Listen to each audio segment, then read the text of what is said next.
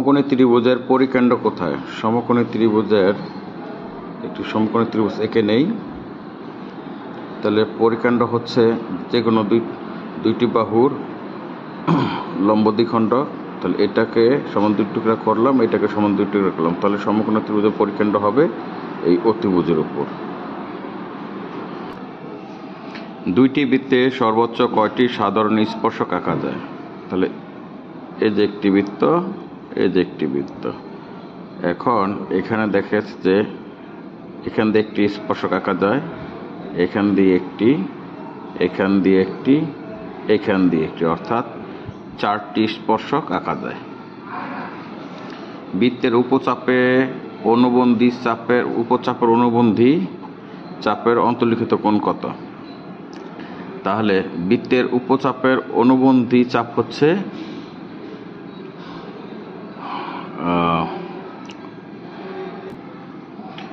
অধিচাপ, অর্থাৎ উপচাপের অনুবন্ধী চাপ হবে অধিচাপ, আর অধিচাপের অন্তর্লিখিত কোণ হবে সূক্ষ্ম কোণ, আর উপচাপে অন্তর্লিখিত কোণ হবে স্থূল কোণ। দুইটি বৃত্ত পরস্পরকে অন্তঃস্পর্শক করেছে। এদের একটির ব্যাস 10 সেন্টিমিটার এবং অপরটির ব্যাসার্ধ হচ্ছে 4 সেন্টিমিটার হলে এদের কেন্দ্রদ্বয়ের মধ্যবর্তী দূরত্ব কত? এখানে বলছে অন্তঃস্পর্শ করেছে, তার মানে একটা আরেকটাকে এইভাবে অন্তঃস্পর্শ করেছে। বড়টার ব্যাস হচ্ছে 10, ব্যাসার্ধ হচ্ছে 5, আর ছোট বৃত্তের ব্যাসার্ধ হচ্ছে 4। তাহলে এদের পার্থক্যই হবে নির্ণেয় মান, অর্থাৎ 5 থেকে 4 বিয়োগ করলে কত? 1। অন্তঃস্পর্শ করলে ব্যাসার্ধ দ্বয়ের পার্থক্য, আর যদি বহিঃস্পর্শ করে এরকমভাবে তাহলে হবে ব্যাসার্ধ দ্বয়ের সমষ্টি। সমকোণী ত্রিভুজের সূক্ষ্মকোণ দ্বয়ের পার্থক্য 5 ডিগ্রি হলে ক্ষুদ্রতম কোণটির মান কত?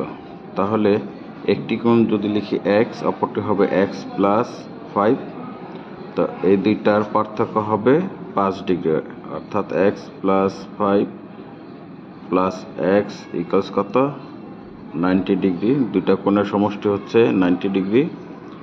2x ইকুয়ালস কত? 90 degree minus 5, 2x equals 85, x এর মান হচ্ছে 85/2, অর্থাৎ ক্ষুদ্রতম কোণের মান হচ্ছে 85/2 ডিগ্রি। এটিকে আরও সহজে করা যায়, সেটি হচ্ছে যে সমকোণ থেকে এই পার্থক্যটা আমরা বিয়োগ করব এবং তাকে 2 দিয়ে ভাগ করব, তাহলে কিন্তু আমাদের কাঙ্ক্ষিত রেজাল্ট এসে যাবে। ত্রিভুজ PQR সমবাহু ত্রিভুজের পরিকেন্দ্র C হলে কোণ QCR এর মান কত? তাহলে একটি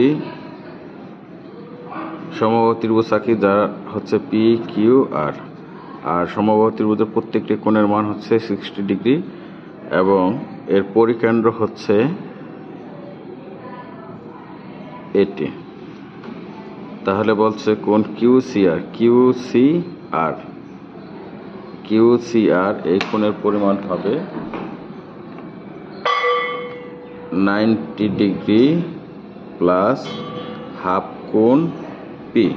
তাহলে P এর মান হচ্ছে 60 ডিগ্রি, তাহলে 90 degree plus half 60 degree, 90 degree plus 30 degree equal কত? 120, অর্থাৎ 120 ডিগ্রি। সঠিক অ্যান্সার হবে 120 ডিগ্রি। শুধুমাত্র দুইটি বাহুর দৈর্ঘ্য দেওয়া থাকলে নিচের কোণটি আঁকা সম্ভব? শুধুমাত্র দুইটি বাহুর দৈর্ঘ্য দেওয়া থাকলে আঁকা যাবে আয়তক্ষেত্র, কারণ আয়তক্ষেত্রের দুইটি সন্নিহিত বাহুর দৈর্ঘ্য দেওয়া থাকলে আমরা জানি আয়তক্ষেত্রের দুটি সন্নিহিত বাহুর মধ্যবর্তী কোণ হচ্ছে 90 ডিগ্রি। ধন্যবাদ সকলকে।